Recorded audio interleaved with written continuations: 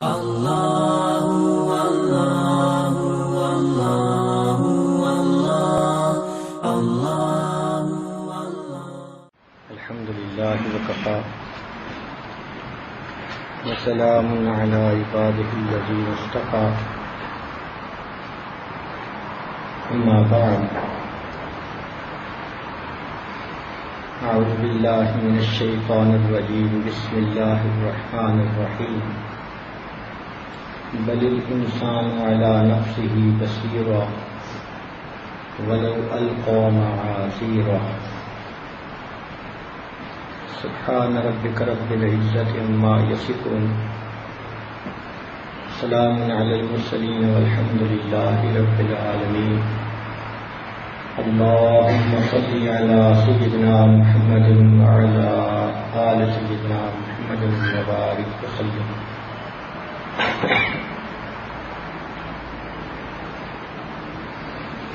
اللہم صل علی سیدنا محمد وعلی آل سیدنا محمد وبارک وسلم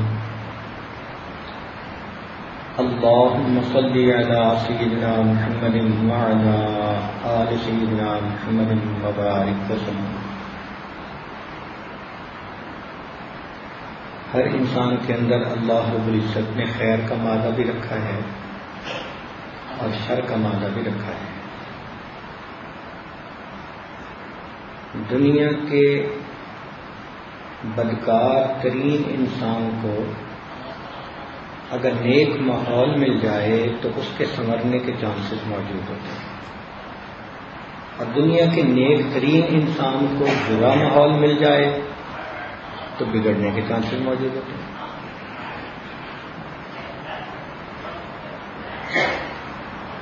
خوش نصیب ہے وہ انسان جو اپنے آپ پر نظر رکھے اور اپنی اصلاح کے لیے ہر وقت فکر مند رہے. ہمارے مشائخ نے یہ لکھا ہے کہ جب اللہ تعالیٰ کسی بندے کے ساتھ خیر کا ارادہ فرماتے ہیں تو اس کے عیوب کو اس کے سامنے واضح فرما دیتے ہیں.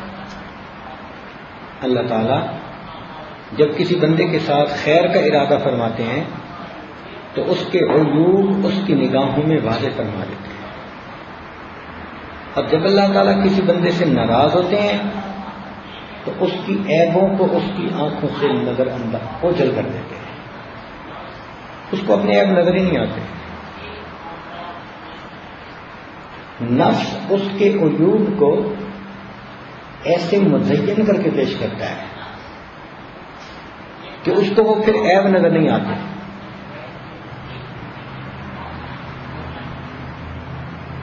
وہ اپنے عیب کو بھی اپنی اچھائی میں سمجھتا ہے.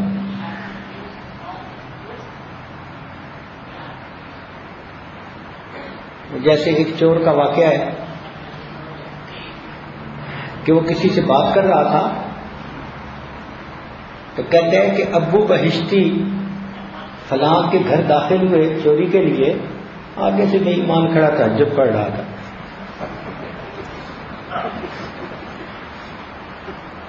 یعنی جو چوری کے لیے گیا وہ ابو بہشتی، اور جو آگے سے تہجد پڑھ رہا ہے اس کے لیے بے ایمان کرنا.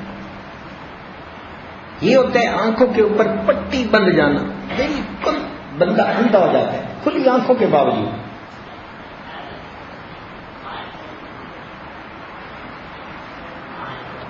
اسی لیے حضرت عمر رضی اللہ تعالیٰ عنہ یہ دعا مانگا کرتے تھے کہ اللہم اجعلنی فی عینی صغیرا وفی اعین الناس کبیرا.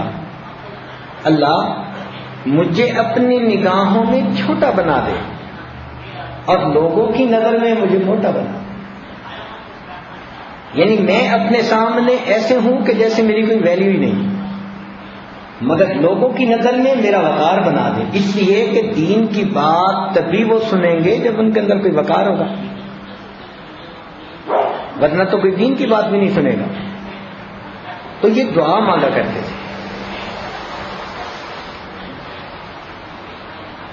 اس لیے اللہ والے ان کو لوگ تو بڑے درجات والے سمجھتے ہیں، لیکن کبھی ان سے پوچھ کے دیکھا کریں کہ وہ اپنے آپ کو کیا سمجھتے ہیں.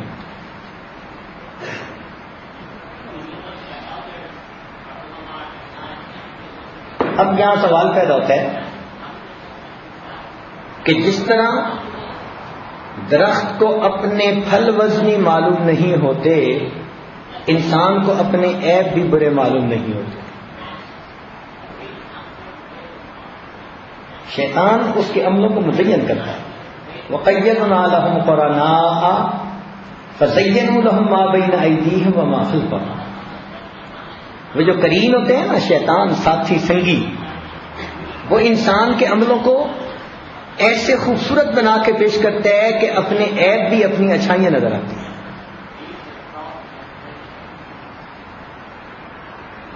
اس لیے تو اللہ تعالیٰ فرماتے ہیں وَمَن يَكُنِ الشَّيْطَانُ لَهُ قَرِينًا فَسَاءَ قَرِينًا.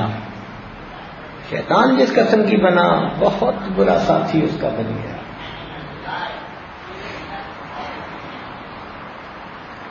امام اعظم رحمۃ اللہ علیہ فرمایا کرتے تھے کہ اے دوست، خود کو ایسے ظاہر کرو جیسے ہو، خود کو ایسے ظاہر کرو جیسے ہو، یا پھر جیسے اپنے آپ کو ظاہر کرتے ہو ویسے بن بھی جاؤ.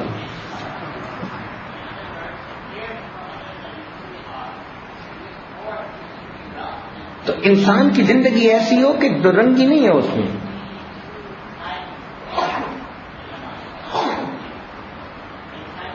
اب اس چیز کو کیسے حاصل کیا جا سکتا ہے؟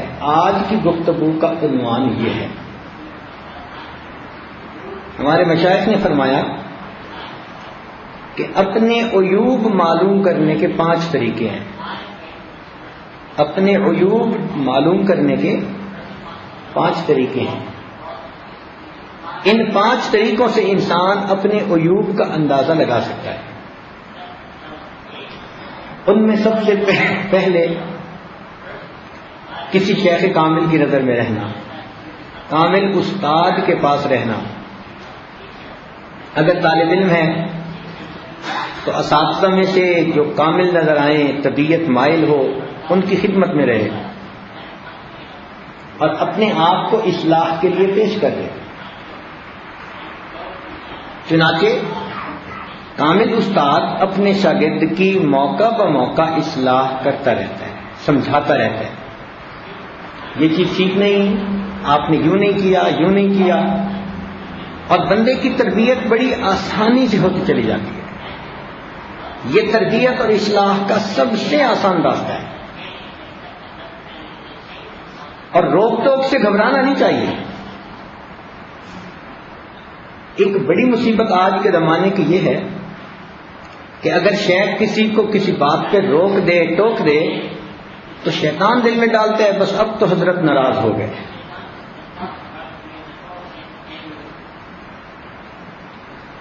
بھائی روک ٹوک تو محبت کی دلیل ہے.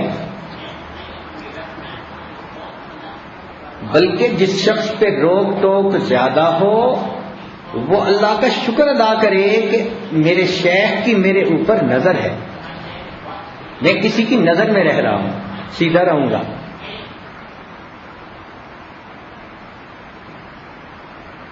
ورنہ ان کو کیا پڑی ہے روک ٹوک کرنے کی؟ وہ تو اصلاح چاہتے ہیں، اچھائی چاہتے ہیں، برائی چاہتے ہیں. اچھا آپ دیکھیں، آپ اپنے بیٹے کے چہرے پہ کالا داغ لگا دیکھیں تو آپ اسے دھو کے صاف کریں گے یا نہیں کریں گے؟ اب وہ بچہ کہے کہ ابو نے گرم پانی ڈال دیا، صابن لگا دیا، تو بھائی ابو نے برائی تو کوئی نہیں کی، اچھائی کی ہے. بالکل اسی طرح شیخ جب کسی عیب کی نشاندہی کرتے ہیں تو وہ بندے کے ساتھ خیر خواہی کر رہے ہو. چنانچہ نبی علیہ السلام نے صحابہ کی تربیت فرمائی، کبھی کسی انداز سے، کبھی کسی انداز سے. ایک صحابی نے سونے کی انگوٹھی پہن لی، نبی علیہ السلام نے ناراضگی کا اظہار فرمایا. ایک صاحب نے 2 منزلہ مکان بنا لیا، نبی علیہ السلام نے خاموش رہ کے اسے تڑپا دیا. یہ انداز ہے. ان کو پتہ ہوتا ہے کہ کس کے لیے کون سی بات زیادہ مؤثر ہوگی. اورنگزیب عالمگیر کے زمانے میں 2 بندے تھے، دونوں نے ایک جیسا جرم کیا. تو ہر رشید نے ان کو بلایا ایک کو کہا کہ اس کو تو 10 جوتے لگاؤ نا، بڑے دربار میں 10 جوتے لگوائے، اور دوسرے کو بلا کے کہا کہ آپ نے بھی ایسا کیا. صرف اس کو ترش روئی کے ساتھ دیکھا اور کہا جاؤ. اب جو لوگ دربار میں تھے انہوں نے کہا کہ یہ تو بادشاہ نے انصاف کوئی نہیں کیا، ایک کے 10 جوتے لگوائے اور دوسرے کو فقط اتنا ہی کہہ دیا کہ تم نے بھی یہ کیا. تو کسی نے بادشاہ سے پوچھ لیا کہ آپ تو بڑے عدل انصاف والے ہیں، آپ نے یہ کیا کیا؟ تو عالمگیر رحمۃ اللہ نے فرمایا کہ دونوں کے گھر جاؤ اور دیکھو کہ کس حال میں ہیں. وہ جا کے دیکھنے گئے تو جس نے 10 جوتے کھائے تھے وہ بیٹھا مٹھائی کھا رہا تھا، دودھ پی رہا تھا، اور جس کو انہوں نے ناراضگی کی نگاہوں سے دیکھا تھا اس کو بخار ہو چکا تھا اور وہ بستر پہ لیٹا ہوا تھا.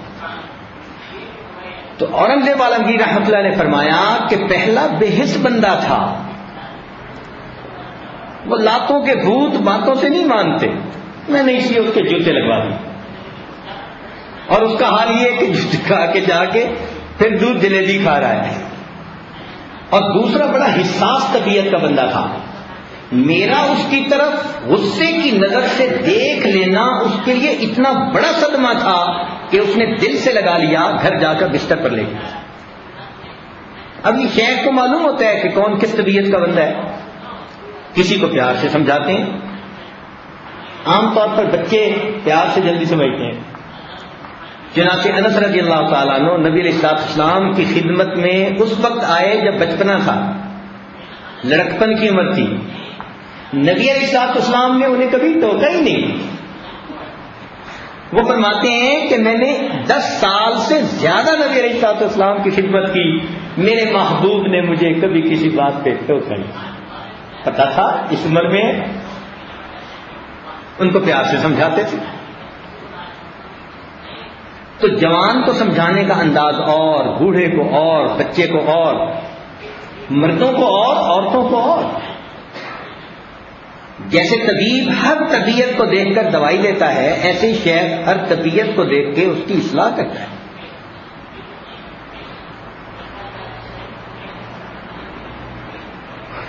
تو اپنے آپ کو شیخ کامل کی خدمت میں پیش کر دینا یہ اصلاح اور تربیت کا سب سے آسان طریقہ. اس امت کے بہت سارے اکابر نے اپنے آپ کو اسی طرح اپنے بڑوں کے سامنے پیش کیا. چنانچہ حضرت مفتی محمد شفیع رحمۃ اللہ علیہ اور مولانا یوسف النوری رحمۃ اللہ علیہ دونوں نے جب دارالعلوم سے پڑھ لیا تو کچھ وقت کے لیے تھانہ بھون گئے خانقاہ میں ٹھہرنے کے لیے. حضرت نے ان دونوں کو الگ کمرہ دے دیا، اکرام کیا. اب وہ خانقاہ کے آداب سے ناواقف تھے.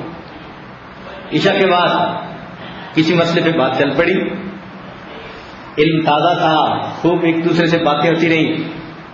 تو وہ جو بڑے میاں خانقاہ کے نگران تھے نا، وہ آئے، انہوں نے آ کے کہا کہ دیکھو یہاں کی ترتیب ہے، عشاء پڑھ کے سب لوگ یہاں سوتے ہیں، تہجد میں اٹھتے ہیں، اور آپس کی یہ باتیں یہاں نہیں کی جاتی.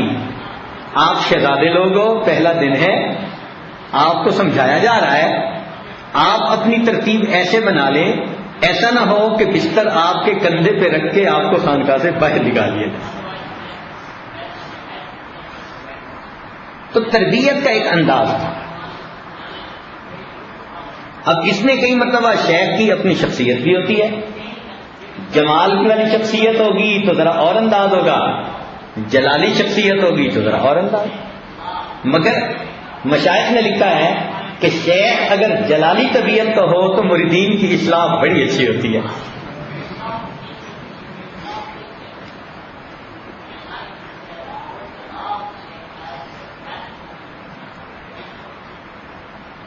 حضرت اکبر ثانی رحمۃ اللہ کے پاس آتے تھے لوگ، تو حضرت کی طبیعت میں بہت نظم تھا. بس ایک دفعہ بتا دیا جاتا تھا، جو آگے پیچھے کرتا تھا پھر وہ بھگتتا تھا. تو لوگ سمجھتے تھے کہ سختی بڑی ہے. چنانچہ لوگ کہتے بھی تھے کہ جی ان کے پاس جو آتا ہے یہ اس کے ساتھ تو ایسا برا سلوک کرتے ہیں. تو حضرت نے ایک دن مجلس میں بتایا بھی صحیح کہ دیکھو لوگ کہتے ہیں کہ یہ خانقاہ میں آئے ہوئے لوگوں کے ساتھ ایسا سلوک کرتے ہیں، تو فرمانے لگے کہ میں نے آپ کو کہا تھا کہ میرے پاس بیل بن کے آنا، جب بیل بن کے آؤ گے تو میں ویسا ہی سلوک کروں گا۔ حضرت اقتص مدنی رحمۃ اللہ علیہ، مولانا حسین مدنی رحمۃ اللہ علیہ، ان کے یہاں بہت نرمی تھی، وہاں جو بھی آتا تھا اس کی خدمت ہوتی تھی، اس کو کھلایا جاتا پلایا جاتا۔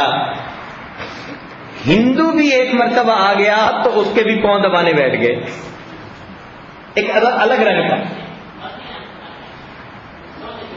اب اللہ کی شان کے ایک آدمی نے حضرت مدنی رحمۃ اللہ سے ایک دن عجیب سوال پوچھ لیا، کہنے لگا حضرت وہاں تھانہ بھون جاتے ہیں تو وہاں تو ہمیں جوتے پڑتے ہیں، اور آپ کے پاس آتے ہیں تو آپ منہ میں لقمے ڈالتے ہیں، فرق کیا ہے؟ اور یہ بڑا نازک سوال تھا، بڑا نازک سوال تھا۔ شاید کسی عام بندے کے ساتھ ہوتا تو جواب کے اندر ان کے کچھ اور معاملہ ہوتا، مگر یہ محتاط حضرات تھے۔ حضرت نے جیسے ہی سنا فرمایا ہاں بھائی، جو بڑے ڈاکٹر ہوتے ہیں نا وہ آپریشن کرتے ہیں، ہڈیاں بھی توڑتے ہیں، گوشت بھی کاٹتے ہیں، چھری بھی چلاتے ہیں، کینچی بھی چلاتے ہیں، پھر سوئی دھاگے سے جوڑ بھی دیتے ہیں، لیکن جو کمپاؤنڈر قسم کے لوگ ہوتے ہیں نا وہ صرف مرہم لگایا کرتے ہیں۔ اب اس جواب میں کتنی عاجزی ہے، یہ ان کے کمال کی دلیل تھی۔ تو ہمارے اکابر جو کرتے تھے اپنے نفس کے لیے نہیں، اللہ کی رضا کے لیے کرتے۔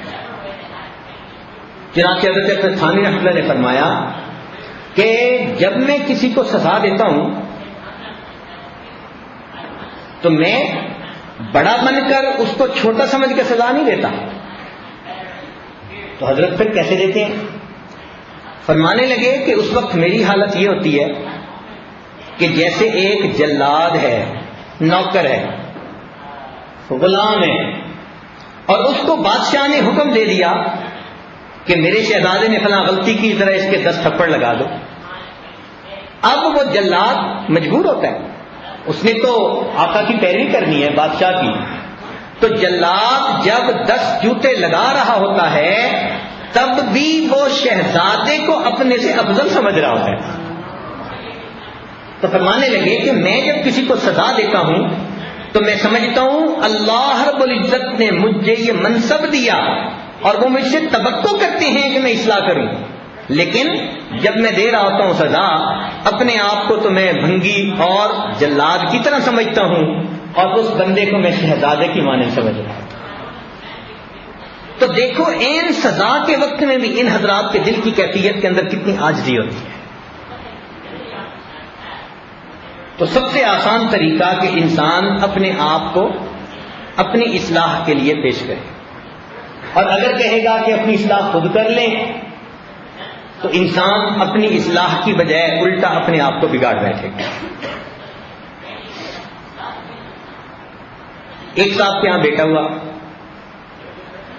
چند دنوں بعد اس کو لوز موشن لگ گئے۔ اب بیوی نے خامد سے کہا کہ جی بیٹا بیمار، اس کا پیٹ خراب، بار بار لوز موشن آ رہے ہیں، تو اس کے لیے دوائی لے کے آئیں۔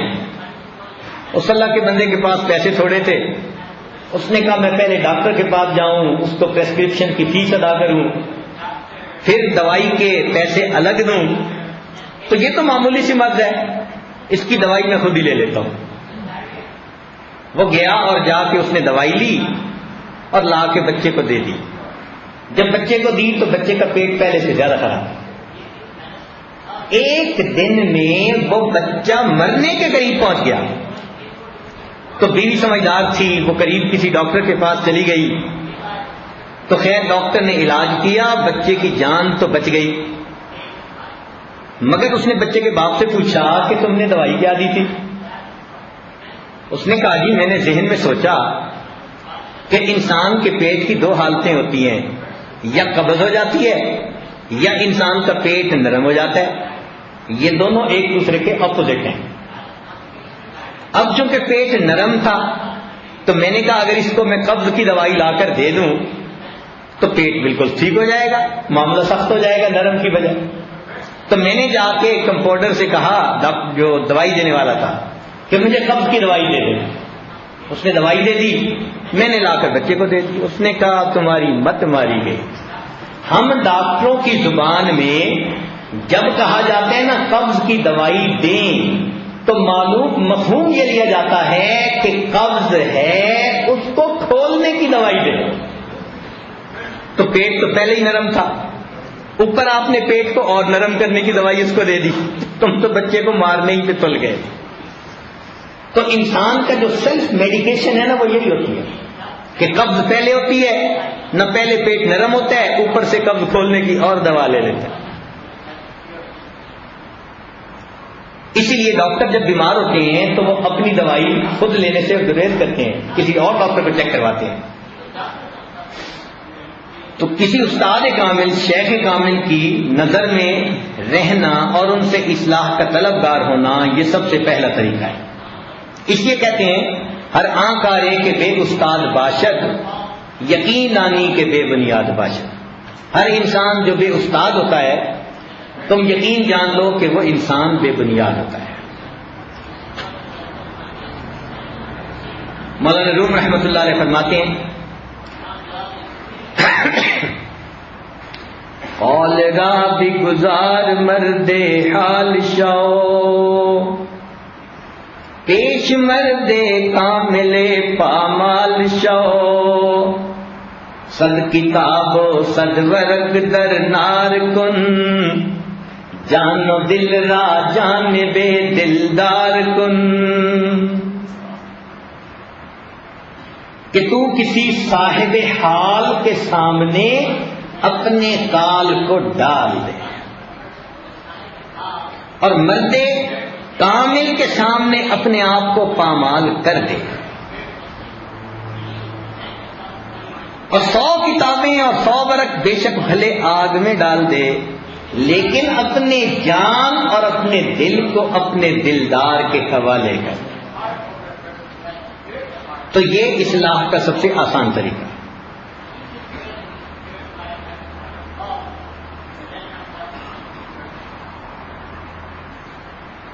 یہاں پر مجھے ایک پنجابی کا شعر یاد آ رہا ہے جو امید ہے آپ کو سمجھ تو نہیں آئے گا, لیکن میں اپنے فائدے کی خاطر پڑھوں گا ضرور. آپ کا تو فائدہ مقصود نہیں نہ ہوتا. انسان جو سنا رہا ہوتا ہے اپنے کانوں کو پہلے سنا رہا ہوتا ہے, لیکن میں اس کا ترجمہ بتا دوں گا. کسی کہنے والے نے کہا مٹی بن کے کمیار دے وس پئیے, تے پیالے والڑا بھیس وٹا لئیے, یہ قسمت نال پک کے توڑ چڑھیے, تے مزہ یار دے لباں دا پا لئیے. ہم مٹی بن کے اپنے آپ کو کمہار کے حوالے کر دیں, مٹی کے برتن بنانے والا. ہم اپنے آپ کو مٹی بنا کے مٹی کے برتن بنانے والے کے حوالے کر دیں, تو وہ کیا کرے گا, وہ ہمیں پیالے کی شکل میں ڈھال دے گا, اور اس کے بعد وہ ہمیں آگ کی بھٹی میں ڈالے گا.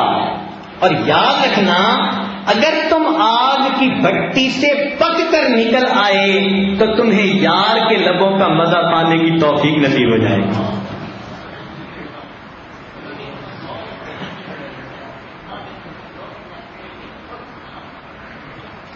دوسرا طریقہ جس سے کہ انسان اپنے عیبوں کو پہچان سکتا ہے وہ ہے نیک متقی دیندار دوست بنانا.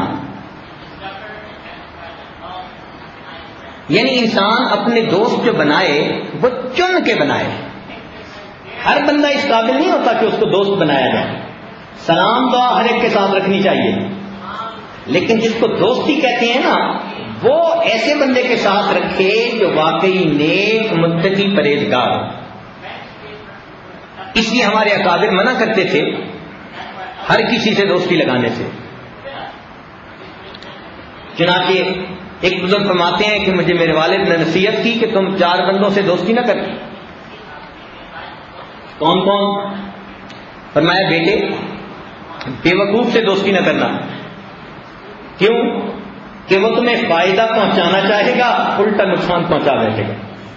بے وقوف جو ہے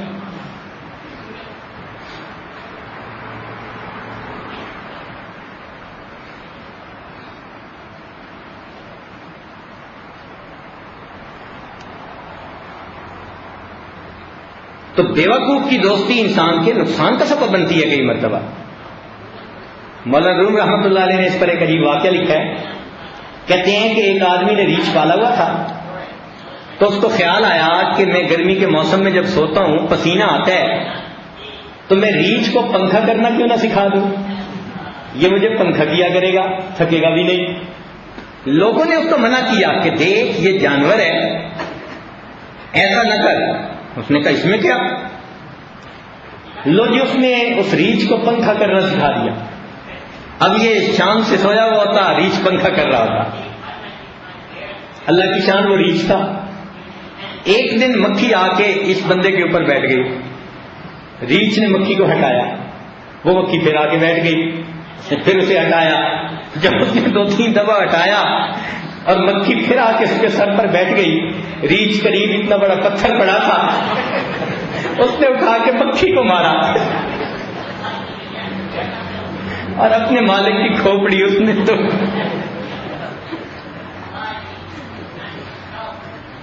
تو بیوقوف کی دوستی تو ایسی ہے. پھر فرمایا کہ جھوٹے سے دوستی نہ کرنا. کیوں؟ اس لیے کہ وہ دور کو قریب اور قریب کو دور ظاہر کرے گا، تمہیں حقیقت کا پتہ نہیں چلنے دے گا.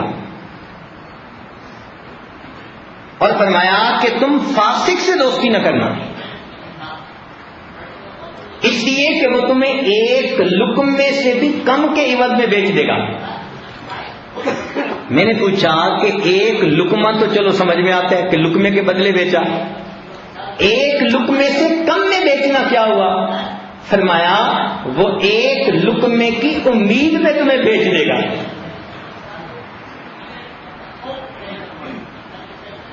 تو پہلے اکابر اپنے بیٹوں کو نصیحتیں کرتے تھے. آج یہ عادت بہت کم ہوتی جا رہی ہے. اکثر ماں باپ کو دیکھا کہ ایک بچے کو آرڈر دیتے ہیں، بس یہ کرنا ہے، نہ اس کا بیک گراؤنڈ بناتے ہیں، نہ ذہن سازی کرتے ہیں، نہ سمجھاتے ہیں. یہ طریقہ ہی نہیں ہے. آپ میں سے کتنے حضرات ہیں کہ جو اپنے بیٹے کے ساتھ بیٹھیں، اس سے حال پوچھیں، اس کو سنائیں، باپ بھی ہوں بیٹے کے اور دوست بھی ہوں بیٹے کے؟ ہم تو بس ایک آرڈر چلانا جانتے ہیں، بیٹے آج کے بعد تم نے یہ نہیں کرنا. تو پہلے اکابر اپنے بچوں کے ساتھ تربیت کے نقطہ نظر سے ایسے رہتے تھے جیسے ان کے دوست ہوتے. وہ بچے شیئر بھی کوئی بات کرنا چاہتے تھے تو اپنے والد سے کرتے تھے. بیٹی کوئی چیز شیئر کرنا چاہتی تھی اپنی ماں سے کرتی تھی. آج کل تو رویہ ایسا اپنا لیتے ہیں کہ بچے ڈر کی وجہ سے ماں باپ کے سامنے بات ہی نہیں کر سکتے. تو یہ تربیت مستقل ایک مضمون ہے. تو دوسرا طریقہ یہ ہے کہ انسان دوستی ہی ایسے لوگوں سے کر لے جو نیک متقی پرہیزگاروں، اور ان کو کہہ دیں کہ جی آپ جو میری غلطی میرے اندر دیکھیں تو پلیز آپ مجھے ضرور بتا دیا کریں، اور پھر غلطی کو خوش دلی سے قبول کر لیا کریں. تو یہ اس کے دوست اس کو پھر دین سے ہٹنے نہیں دیں گے، بلکہ اس کو لے کے آگے چلتے رہیں.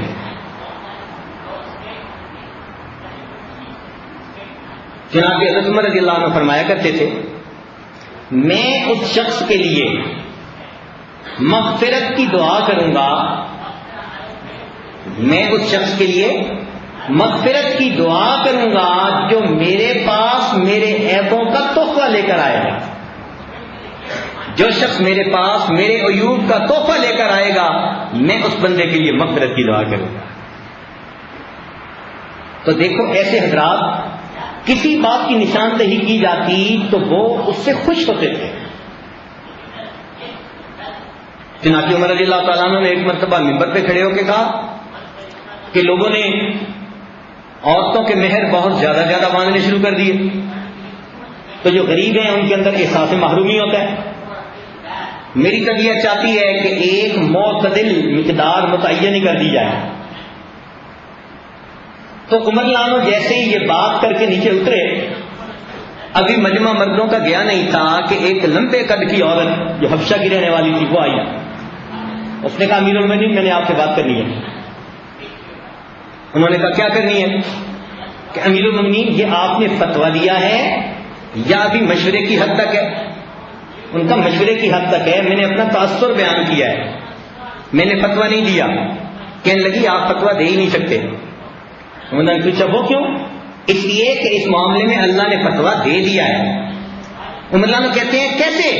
اس نے قرآن پاک کی آیت پڑھی کہ اللہ تعالیٰ نے قرآن مجید میں فرما دیا کہ اگر تمہاری عورتوں میں سے تم کسی ایک کو احداہن قنطارا، سونے چاندی کا ڈھیر بھی اگر دے دو، تو ڈھیر کا تذکرہ اگر قرآن مجید میں ہے تو تم مہر کی مقدار کو کم کیسے متعین کر سکتے ہو؟ عمر لانو اسی وقت لوگوں کو بلا کر پھر ممبر کے اوپر آئے، فرمانے لگے اللہ میری اس مسلمان بہن کو جزا عطا فرمائے جس نے عمر کو اسی وقت غلطی کے اوپر نشاندہی فرمائی۔ یہ عظیم حضرات تھے۔ اسی لیے صحابہ کرام کا جو مزاج تھا وہ اصلاحی اور تربیتی مزاج تھا۔ جو چیز دیکھتے تھے بنا تکلف ایک دوسرے کو بتاتے تھے۔ یہی تو وجہ تھی کہ ممبر پہ کھڑے ہو گئے، دو چادریں تھیں، ایک باندھی ہوئی تھی ایک لپیٹی ہوئی تھی۔ ایک اعرابی کھڑا ہو گیا، کہنے لگا امیر المومنین پہلے آپ بتائیں کہ سب کو ایک چادر ملی، آپ کے پاس دو کہاں سے نہیں آئے، دو کہاں سے آ گئی؟ اگر آپ جواب نہیں دیں گے لا نسمع ولا نطیع، نہ آپ کی بات سنیں گے نہ آپ کی بات مانیں گے۔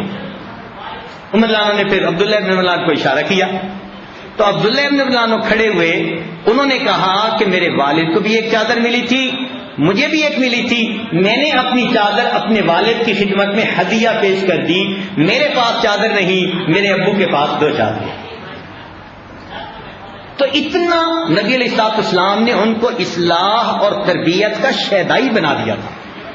وہ انسان کامل بننا چاہتے تھے اور سمجھتے تھے کہ کامل بننے کے لیے ارد گرد ایسے لوگوں کا ہونا ضروری جو نشاندہی کرتے رہے۔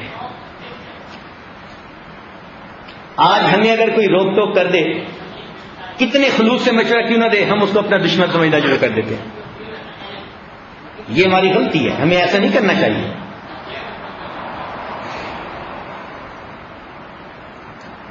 چنانچہ جو بندہ اصلاح کی کوشش کرے وہ محسن ہوتا ہے۔ اچھا دیکھیں، اگر آپ آئینہ دیکھیں اور پتہ چلے کہ یہاں کوئی کالا نشان لگ گیا تو پھر کیا آئینے کو توڑ دیتے ہیں؟ بلکہ اس کو تو گھر کے اندر نمایاں جگہ پہ لگاتے ہیں اور اپنے داغ کو صاف کرتے ہیں، اس کے احسان مند ہوتے ہیں۔ تو دوست اور شیخ کی مثال آئینے کی مانند ہے۔ نبی اسلام نے فرمایا المؤمن مرآۃ المؤمن، مومن مومن کا آئینہ، اس آئینے میں اپنی شکل نظر آ جاتی ہے، پتہ چل جاتا ہے کہ میرے اندر کیا عیب ہے اور انسان کے لیے راستہ آسان ہو جاتا ہے۔ اس لیے حضرت عمر رضی اللہ عنہ اپنے گورنروں کو بہت ٹائٹ رکھتے تھے، ان کے بارے میں رپورٹیں لیتے تھے لوگوں سے کہ وہ کیسا کام کر رہے ہیں۔ چنانچہ ایک مرتبہ حمص کے گورنر تھے سعید بن عامر رضی اللہ تعالیٰ عنہ، ان کے بارے میں لوگوں نے کہا کہ جی ویسے تو بہت اچھے انسان ہیں، ان سے رعایا بہت خوش ہے، مگر ان کی تین باتیں معمول سے ذرا ہٹ کے ہیں۔ پوچھا کون سی؟ جی ایک بات تو یہ کہ وہ رات کو چھٹی کرتے ہیں، رات کو اگر کوئی بندہ ان کے پاس جائے تو اسے اٹینڈ نہیں کرتے، کہتے ہیں بھائی دن میں جو کام کرنا ہے۔ اور دوسرا صبح آتے ہیں تو تھوڑا سا لیٹ آتے ہیں، جبکہ عام لوگ کام سے پہلے آ جاتے ہیں۔ اور تیسرا جمعہ کے دن چھٹی کرتے ہیں۔ یہ تین باتیں تھوڑا عجیب ہیں ان کی۔ تو عمر اللہ نے بلا کے پوچھا آخر آپ کی یہ تین باتوں کی کیا حقیقت ہے؟ انہوں نے کہا کہ بات یہ ہے کہ میں نے اپنے دن کو اللہ کی مخلوق کی خدمت کے لیے اور اپنی رات کو اپنے مولا کی خدمت کے لیے وقف کر لیا ہے۔ میں سارا دن کام کرتا ہوں لوگوں کے، جب عشاء کی نماز پڑھ لیتا ہوں تو میں سمجھتا ہوں کہ مجھے اپنے مالک کی عبادت بھی کرنی ہے، مجھے اس کے سامنے بھی مصلی پہ کھڑا ہونا ہے، تو میں رات کو عبادت کرتا ہوں۔ ٹھیک ہے، لاجک بنتی ہے، دن کے 12-14 گھنٹے جو بندہ کام کر لے تو بھائی باقی وقت وہ آرام کرے اور اپنے رب کو منائے. صبح لیٹ کیوں آتے ہیں؟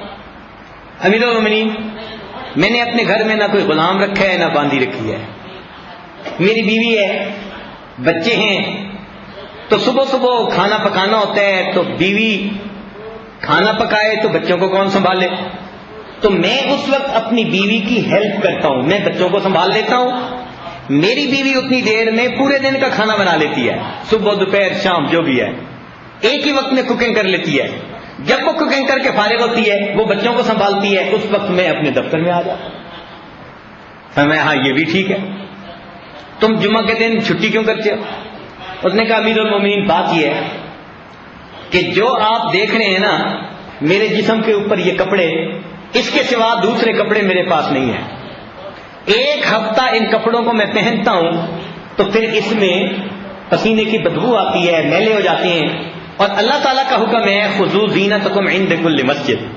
تو جب جمعہ کا دن آتا ہے میں چھٹی کرتا ہوں، تہبند باندھ لیتا ہوں، ان کپڑوں کو اتار کے دھوتا ہوں، پھر خشک کرتا ہوں. جب خشک ہوتے ہیں تو جمعہ کی نماز کا وقت ہوتا ہے تو میں آ کے جمعہ پڑھا دیتا ہوں. اس دن مجھے چھٹی کرنی پڑ جاتی ہے. عمر اللہ عنہ نے اللہ کا شکر ادا کیا کہ میں اللہ تعالیٰ کا شکر ادا کرتا ہوں جس نے مجھے اتنے نیک متقی پرہیزگار بندے نظام خلافت کو چلانے کے لیے عطا فرمائے. تو اصلاح کا دوسرا طریقہ، نیک دوستوں کی محفل میں اپنے آپ کو بٹھانا اور اپنے آپ کو نیک دوستوں کے اندر ڈال دینا.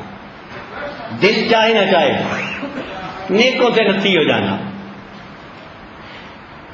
اس لیے ہمارے مشائخ نے فرمایا کہ المرء علی دین خلیلہ فلینظر احدکم من یخالل، کہ انسان اپنے خلیل کے دین پہ ہوتا ہے. تم میں سے ہر بندہ دیکھے کہ اس نے کس کے ساتھ دوستی لگائی ہوئی ہے.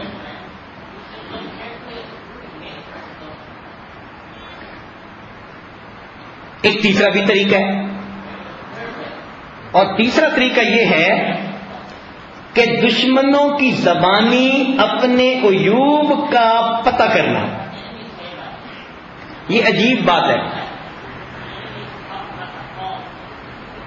انسان کے جہاں اتنے دوست ہوتے ہیں، کچھ نہ کچھ مخالفین حاسدین ایسے ہوتے ہیں، تو انہوں نے بندے کے اوپر نہ کیمرے فٹ کیے ہوئے ہوتے ہیں اور اس کو زوم بھی کیا ہوا ہوتا ہے تاکہ اس کی آنکھ کا بال بھی شہتیر بن کے نظر آئے،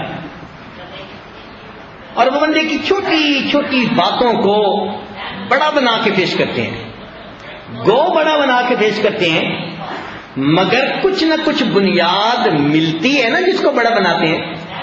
تو ہمارے مشائخ نے کہا کہ ان کی بات کو بھی غور سے سنو، ممکن ہے تمہیں اپنی اصلاح کا مواد ان سے بھی مل جائے. دشمنوں کی زبان. حضرت اکبر گنگوئی رحمۃ اللہ علیہ اپنی آخری عمر میں موتیا بند آ گیا تھا تو آنکھیں دیکھتی نہیں تھیں، نابینا ہو گئے تھے. اس وقت میں ایک آدمی تھا جو عقیدے میں آپ کا بڑا مخالف تھا. اس نے کتاب لکھی اور اس میں حضرت کے متعلق اس نے بڑی ہی نازیبا باتیں کی. حضرت کو پتہ چلا تو آپ نے کتاب منگائی، ایک شاگرد کو بلا کر کہا کہ پڑھو اور مجھے سناؤ. وہ پڑھنے لگا تو جب اس نے ایسے الفاظ پڑھے تو اس نے کہا حضرت مجھ سے تو پڑھی نہیں جاتی. میں نہیں، پڑھ کے سناؤ. اس نے کچھ پڑھی، اس نے کہا کہ حضرت یہ کوئی پڑھنے والی کتاب ہے، پڑھ کے سناؤ. پوری کتاب سنی. اس نے کہا حضرت اس کتاب کو سن کے اس میں گالیوں کے سوا اور تھا کیا، آپ کو کیا ملا؟ فرمایا کہ میں نے اس نیت سے سنی ہے کہ ممکن ہے اس نے کسی ایسی بات کی نشاندہی کر دی ہو کہ میرے لیے اپنی اس غلطی کو ٹھیک کرنا آسان ہو جائے. ان کو اگر اللہ رب العزت نے بڑا بنایا تو اس بڑا بنانے کے پیچھے کوئی راز تھا. وہ راز یہی تھا، اتنے مخلص تھے کہ بس وہ اصلاح چاہتے تھے.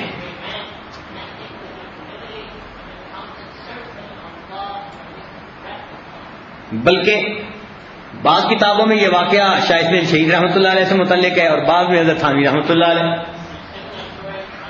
چلیں جن بزرگوں کا بھی ہے بالفرض ہم حضرت تھانوی رحمۃ اللہ کا نام لے لیتے ہیں. کسی علاقے میں بیان کے لیے گئے. وہ علاقے کے لوگ نظریاتی اعتبار سے عقائد میں بہت مخالف تھے، وہ جلے بھنے بیٹھے تھے. چنانچہ حضرت جب بیان کرنے کے لیے اسٹیج پہ آئے تو ایک رکا ملا، اور رکے میں لکھنے والے نے لکھا کہ میں نے سنا ہے کہ آپ کافر ہیں، میں نے سنا ہے کہ آپ کافر ہیں، اور دوسری بات میں نے سنا ہے کہ آپ زنا کی پیداوار ہیں، اور تیسری بات کہ ذرا سنبھل کے بات کرنا. تو حضرت نے یہ رکا پڑھ کے مجمع کو سنایا، اور سنانے کے بعد کہا کہ دیکھو بھائی، لکھنے والے نے لکھا کہ آپ کافر ہیں، تو بھائی سارا مجمع گواہ رہے میں کلمہ پڑھ کے مسلمان ہو رہا ہوں. حضرت نے کلمہ پڑھا، لا الہ الا اللہ محمد الرسول اللہ، فرمایا لو بھائی اب میں مسلمان ہو گیا. اور دوسری بات لکھی ہوئی ہے کہ تم زنا کا نتیجہ ہو. تو فرمایا کہ دیکھو بھائی، میری والدہ اور والد کے نکاح کے جو گواہ لوگ ہیں نا وہ ابھی بھی زندہ موجود ہیں، اگر آپ میں کوئی ان سے تصدیق کرنا چاہے تو میں ان کو نام بتا سکتا ہوں، ان سے جا کے تصدیق کر لو. اور تیسری بات لکھی ہے کہ تم سنبھل کے گفتگو کرنا. تو فرمایا بھائی میں چندہ کرنے تو آیا نہیں کہ میں سنبھل کے گفتگو کروں، میں نے تو دین کی بات کرنی ہے، میں تو آپ کے سامنے بات کھولوں گا. یہ کہہ کر حضرت نے اپنی تقریر کرنی شروع کر دی. حیران ہوتے ہیں کہ ان حضرات کا علم کتنا تھا، اور اس کے پیچھے وجہ کیا تھی؟ وجہ یہ تھی کہ اپنی اصلاح کی ہر وقت فکر ہوتی تھی، اس لیے کسی کی گالی بھی بری نہیں لگتی تھی. یہ تو جب بندہ اس سٹیج میں پہنچے نا کہ سمجھے مجھے اصلاح کی ضرورت ہی نہیں ہے، تو پھر وہ خطرے میں ہو جاتا ہے. اللہ رب العزت نے قرآن مجید میں ایک جگہ یہ دونوں صفاتی نام اکٹھے استعمال کیے کہ وَقَانَ اللَّهُ عَلِيمًا حَلِيمًا. اللہ تعالی علیم بھی ہے، حلیم بھی ہے. یہ دو صفتیں اگر اکٹھی ہو جائیں تو یہ نور علی نور ہے. بڑا مشکل ہے ان کا اکٹھا ہونا. اللہ کا علم دیکھو اور پھر اللہ کی قدرت کے باوجود اس کا علم دیکھو، حیرانی ہوتی ہے. تو ہمارے اکابر بھی ایسے ہی تھے، تخلقوا باخلاق اللہ، کہ علم بھی ہوتا تھا اور ان کے پاس علم بھی ہوتا تھا.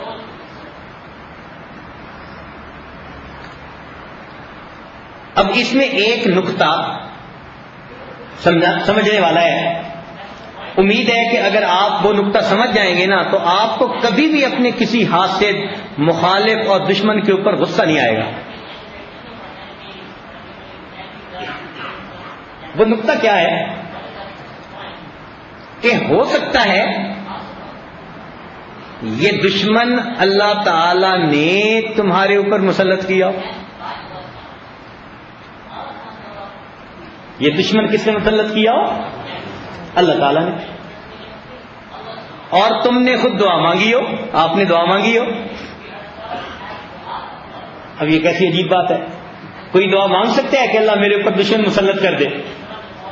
ہاں، ہمارے مشائخ نے فرمایا کہ اصل وجہ یہ ہے کہ بندہ اخلاص کے ساتھ دعا مانگتا ہے، اے اللہ مجھے سیدھے رستے پر چلنے کی توفیق دینا، چلائے رکھنا، جمائے رکھنا، استقامت عطا فرما دے. جب آپ نے یہ دعا مانگی اللہ تعالیٰ نے دعا قبول کر لی. مگر اللہ تعالیٰ جانتے ہیں کہ گرد تو سارے وہی ہیں جو حضرت حضرت کرنے والے اور ان کو ہوا میں اڑانے والے ہیں. اب یہ سیدھے رستے پہ کیسے رہیں گے؟ تو اللہ تعالیٰ ایک حاسد، ایک مخالف کھڑا کر دیتے ہیں، اس کو تھانے دار متعین کر دیتے ہیں. وہ تھانے دار ایک ایک چیز کو دیکھتا رہتا ہے اور چھوٹی چھوٹی چیز کو بڑا بنا کے سامنے پیش کر دیتا ہے. اگرچہ بڑا بنا کے پیش کرتا ہے مگر اس تھانے دار کی وجہ سے کتنی غلطیاں ہیں جو بندہ ڈر کی وجہ سے، عزت کے خوف کی وجہ سے نہیں کرتا، اللہ تعالیٰ نے اس کو بندے کی ہدایت کا سبب بنایا. تو جب آپ اس انداز سے سوچیں گے نا کہ بھئی مجھے سیدھا رکھنے کے لیے میرے مولا نے تھانے دار متعین کر دیے، تو پھر بات سمجھنی آسان ہو جائے گی. اور واقعی ایسا ہوتا ہے، یہ زبانی بات نہیں ہے، ہوتا ہے ایسا. کتنے لوگ ہیں کچھ کرنا چاہتے ہیں، کہتے ہیں نہیں جی شریک کیا کہیں گے، برادری میں کہتے ہیں نا، رشتہ دار سن لیں گے کیا کہیں گے، چچا کیا کہے گا، فلاں کیا کہے گا، محلے والے کیا کہیں گے. تو بھائی لوگوں کا لحاظ ظاہر میں کیا مگر عیب سے تو بچ گئے نا. تو یہ جو تھانے دار مخالفین ہوتے ہیں یہ بندے کے سیدھا رہنے کا سبب بن جاتے ہیں. اس لیے ہمارے اکابر اپنے مخالفین کے لیے بھی دعائیں مانگا کرتے تھے.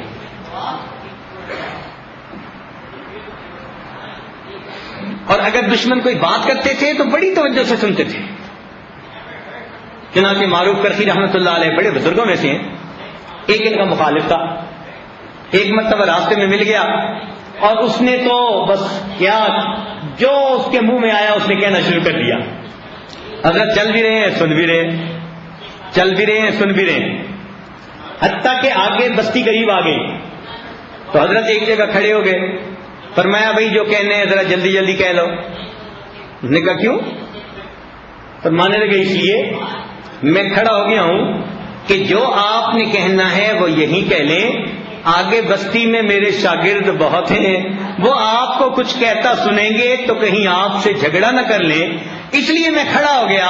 آپ اپنے دل کی ہر بات کہہ لیں، مجھے جو اصلاح کی بات نظر آئے گی میں اپنی اصلاح کرنے کے لیے تیار ہوں. اس طرح وہ اصلاح کے طلبگار ہوتے تھے.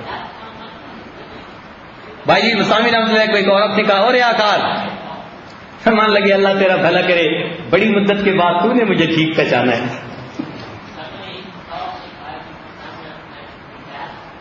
آج دیکھیں نا کہ ہمارا کیا حال ہوتا ہے.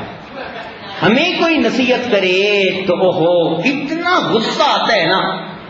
وہ جیسے کسی نے کہا تھا میں اسے سمجھوں ہوں دشمن جو مجھے سمجھائے ہے، جو ہمیں سمجھائے وہی دشمن.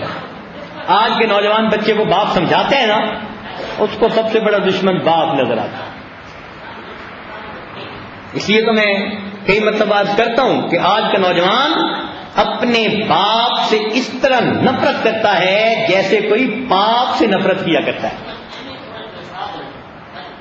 وہ خیرخواہی کرتا ہے، سمجھاتا ہے بیٹے ایسا نہ کرو ایسا نہ کرو، بری لگتی ہے بات. کوئی ہمیں سمجھا کیوں رہا ہے، کہہ کیوں رہا ہے. تو ہمارے اکابر دشمنوں کی زبانی بھی اپنے عیب معلوم کرتے تھے اور اس کے بعد ان کی اپنی اصلاح کرتے تھے. چنانچہ ایک بزرگ تھے، ان کو کسی نے کہا کہ تمہارے اندر یہ عیب ہے یہ عیب ہے یہ عیب ہے. تو جب اس نے کہا تو انہوں نے مسکرا کے کہا کہ میرے دوست تجھے تھوڑے عیبوں کا پتہ ہے، مجھے اپنے عیبوں کا اس سے بھی زیادہ پتہ ہے. آپ کو میرے تھوڑے عیبوں کا پتہ ہے، مجھے میرے بہت سارے عیبوں کا پتہ ہے. تو اگر ایسا ریسپانس ہو تو ہم تو دشمنوں سے بھی نہیں الجھیں گے، پھر ہم ان کو بھی اپنا خیر خواہ سمجھ لیں گے.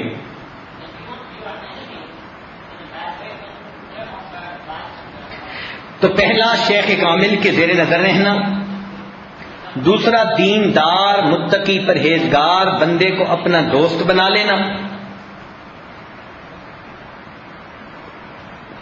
تیسرا دشمنوں کی زبانی اپنے عیوب معلوم کرنا، اور چوتھا دوسروں کی غلطیوں سے عبرت پکڑنا. دوسروں کی غلطیوں سے عبرت پکڑنا. اگر کسی نے کوئی غلطی کی تو اب یہ دل میں سوچے کہ میں نے ایسی غلطی نہیں کرنی. چنانچہ لقمان علیہ السلام سے کسی نے پوچھا کہ آپ اتنے بڑے دانا حکیم کیسے بن گئے؟ تو انہوں نے جواب دیا کہ میں نے ہمیشہ دوسروں کی غلطیوں سے عبرت پکڑی، اس کے نتیجے میں اللہ نے مجھے دانائیت عطا فرما دی. ہم عبرت پکڑتے ہیں بہت کم، بہت کم. اچھا دیکھیں کتنے لوگ ہوتے ہیں دنیا کماتے کماتے آخرت کی تیاری کے بغیر چلے جاتے ہیں. کیا ان کی موت سے ہمیں عبرت ہوتی ہے؟ ہم ان سے بڑھ کر اسی دنیا میں لگے ہوتے ہیں. عبرت تو کوئی نہ پکڑی ہم نے. عبرت پکڑتے تو ہم سوچتے کہ دیکھو یہ بغیر تیاری کے دنیا سے چلا گیا اب ہمیں آخرت کی تیاری پہلے کرنی ہے. مگر یہ دنیا ہے ایسی کہ اس کے چاہنے والے ہزاروں کی تعداد میں دنیا کماتے کماتے چلے جاتے ہیں، آخرت کے انجام سے بے خبر، اور جو نئے آنے والے ہوتے ہیں وہ پھر اسی سے نکاح کرنے کے لیے تیار ہوتے ہیں.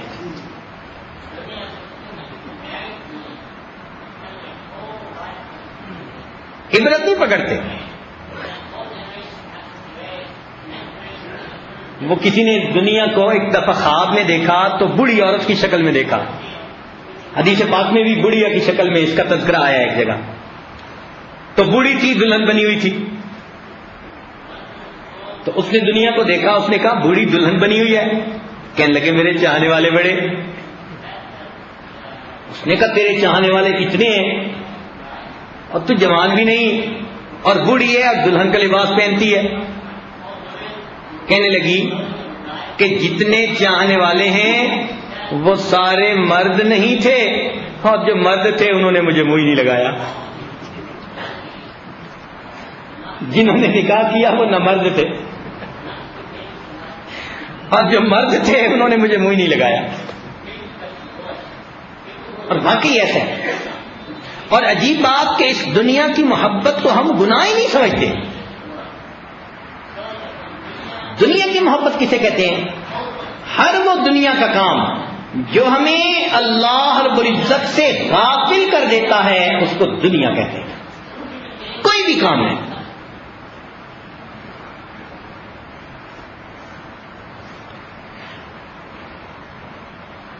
تو چوتھا طریقہ کہ انسان دوسروں کی غلطیوں سے عبرت پکڑے. پانچواں طریقہ کہ اپنا محاسبہ خود کرے. عمر عنہ فرمایا کرتے تھے حاسبو قبل ان تحاسبو. تم اپنا محاسبہ کرو اس سے پہلے کہ تمہارا محاسبہ کیا جائے. تو یہ محاسبہ بہت بڑی نعمت ہے. چنانچہ دفتروں میں سال میں ایک وقت آتا ہے جب اکاؤنٹ برانچ والے جو ہوتے ہیں نا وہ بھاگے پھر رہے ہوتے ہیں. اگر پوچھو بھائی کیا مسئلہ، وہ جی ووچر نہیں مل رہا، یہ ایک دوسرے کے ساتھ ڈیجٹ نہیں مل رہی، فلاں نہیں ہو رہا، یہ چیز مسنگ ہے، یہ چیز مسنگ ہے. پوچھو مسئلہ کیا؟ کہیں گے آڈٹ کا وقت آ گیا، اس سے پہلے ہم انٹرنل آڈٹ کر رہے ہیں. ہم انٹرنل آڈٹ پہلے کر لیں گے تو پھر جب آڈیٹر آئیں گے تو ان کو کوئی غلطی نظر نہیں آئے گی. اگر انٹرنل آڈٹ نہ کیا تو باہر کے آڈیٹر تو آ کے پوری کمپنی کا ہی حفظ کر دیں گے. یہ جو انٹرنل آڈٹ ہے نا اس کا نام محاسبہ ہے کہ انسان روزانہ شام کو بیٹھ کے دن کے بارے میں سوچے مجھے کیسا گزارنا چاہیے تھا اور میں کیسے گزار رہا. اپنے اوپر نظر ڈالے.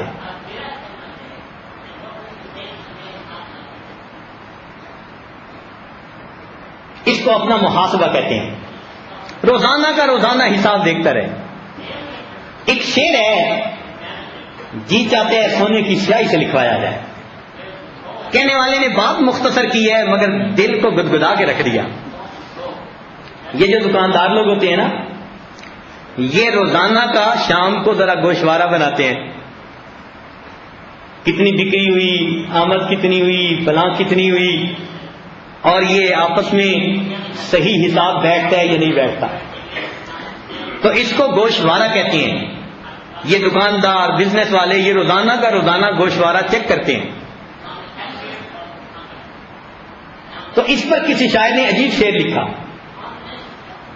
شعر اس نے لکھا کہ اے اللہ حساب عمر کا اتنا سا گوشوارہ ہے، حساب عمر کا اتنا سا گوشوارہ ہے، تجھے نکال کے دیکھا تو بس خسارہ ہے. اے اللہ میری حساب عمر کا گوشوارہ بڑا مختصر تھا کہ اگر تجھے میں اپنی زندگی سے نکال لوں تو میرے سوا خسارے کے سوا اور کچھ نہیں. حساب عمر کا اتنا سا گوشوارہ ہے، اللہ تجھے نکال کے دیکھا تو بس خسارہ ہے. اللہ تیرے بنا بھی کیا جینا، اللہ کے بغیر، اللہ کے دین کے کام کے بغیر زندگی کا کیا مزہ.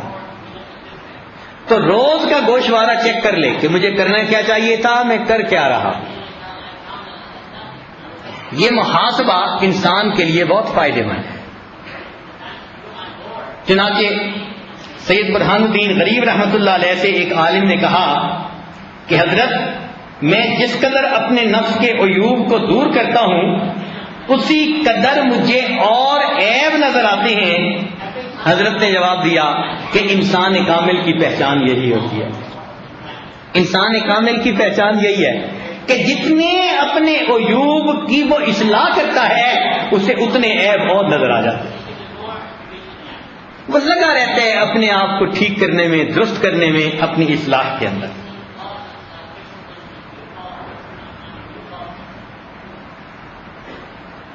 اس لیے ہمارے اکابر نے لکھا کہ ہمیں چاہیے کہ ہم اپنے آپ کو دوسروں سے کم سمجھیں، حتیٰ کہ کوئی بڑی عمر کا نظر آئے تو اس کو بھی اپنے سے اعلیٰ سمجھیں، کوئی چھوٹی عمر کا نظر آئے اس کو بھی اپنے سے اعلیٰ، نیک کو بھی اپنے سے اعلیٰ اور برے کو بھی اپنے سے اعلیٰ. اب یہ بات سمجھنی ذرا مشکل ہے، مگر ہمارے بزرگوں نے یہ بات سمجھائی. دیکھیں کیسے پیار سے سمجھائی. وہ فرماتے ہیں اگر کوئی عمر میں بڑا ہے تو اس کے بارے میں یہ گمان کریں کہ اس کی عمر زیادہ، اس کو زندگی کے کتنے رمضان موقع ملا دعائیں کرنے کا، نمازیں پڑھنے کا، بڑوں کی محفلیں اٹینڈ کرنے کا، قبولیت دعا کے محفلوں میں جانے کا، تو جتنا موقع اس کو ملا میری تو عمر ہی اتنی نہیں، لہذا میاں مجھ سے تو یہ بہت بہتر ہے. اور اگر عمر میں چھوٹا ہو تو فرمایا اس کے بارے میں یوں سوچو کہ بھائی میں جتنے گناہ کر چکا ہوں اس بیچاری کی تو پوری عمر اتنی نہیں ہے، اس کو گناہ کا موقع ہی اتنا نہیں ملا، لہذا مجھ سے یہ زیادہ بہتر ہے. تو چھوٹے کے بارے میں یہ دھیان کرو. نیک کے بارے میں تو سمجھنا آسان ہے کہ وہ ہم سے بہتر، گناہ گار ہم سے کیسے بہتر ہو گیا، اس کے تو گناہ بہت ہیں. تو ہمارے مشائخ نے کروایا کہ گناہ گار کو اس طرح بہتر سمجھے کہ گو اس وقت اس کی برائیاں زیادہ ہیں، ہو سکتا ہے یہ توبہ کر لے اور اللہ تعالیٰ اس کی توبہ پر اس کے سارے گناہوں کو اس کی نیکیوں میں بدل دے تو یہ مجھ سے زیادہ بہتر ہو جائے. حتیٰ کہ حضرت اقبال ثانی رحمۃ اللہ فرماتے ہیں کافر فرنگ کو بھی اپنے سے بہتر سمجھے، اور فرماتے ہیں کہ یہ کام بڑا مشکل ہے، مگر پھر آگے تفصیل دیتے ہیں. فرماتے ہیں کہ مومن کو حالن اپنے سے افضل سمجھے اور کافر کو معالن اپنے سے بہتر، احتمالن اپنے سے افضل سمجھے. یہ تو احتمال ہے نا کہ وہ اگر کلمہ پڑھ لے تو پچھلے سب گناہ معاف، اس کی اتنی برائیاں ہی نہیں ہوں گی، ہم سے وہ زیادہ بہتر ہو جائے. تو احتمال تو ہے. اور موٹا سا اس میں ایک اصول میں عرض کر دوں کہ انسان یہ سوچے کہ ایک تو ہے نا عمل اور ایک ہے بندے کی قبولیت. اب ظاہر میں جو بھی زیادہ عمل کرتا پھر رہا ہے، بھاگتا دوڑتا پھر رہا ہے، یہ کس کو پتا اللہ کے ہاں قبول کون ہے؟ یہ تو کوئی نہیں نہ جان سکتا. تو جب تک یہ نہیں معلوم، اس لیے ہم اپنے آپ کو کسی سے بہتر کیسے کہہ سکتے؟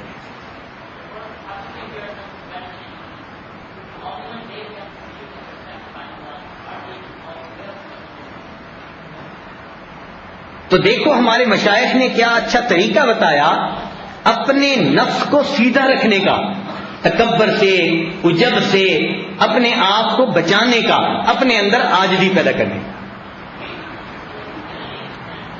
اور سچی بات کروں کہ ہم اگر غور کریں نا تو انسانوں کی تو بات اور ہے، ہم جانوروں سے بھی گئے گزرے بدتر. اور یہ کوئی بناوٹ نہیں، یہ سیدھی سیدھی بات ہے. مثلا اب آپ تھوڑی دیر غور کیجیے گا،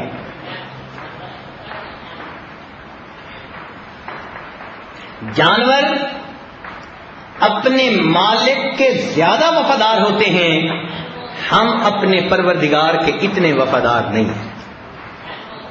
کہتے ہیں کہ کتے کی ایک عادت ہے، اس کا مالک اس کو 100 جوتے بھی لگائے نا تو وہ وقتی طور پہ تو بھاگ جاتا ہے، تھوڑی دیر کے بعد اسی مالک کے دروازے پہ آتا ہے۔ 100 جوتے کھانے کے بعد بھی وہ مالک کا دروازہ نہیں چھوڑتا۔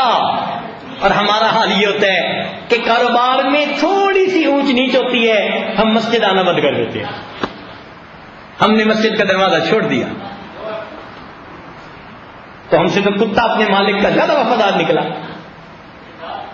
ہم نے اپنے مالک کے ساتھ کیا وفاداری دکھائی بھائی؟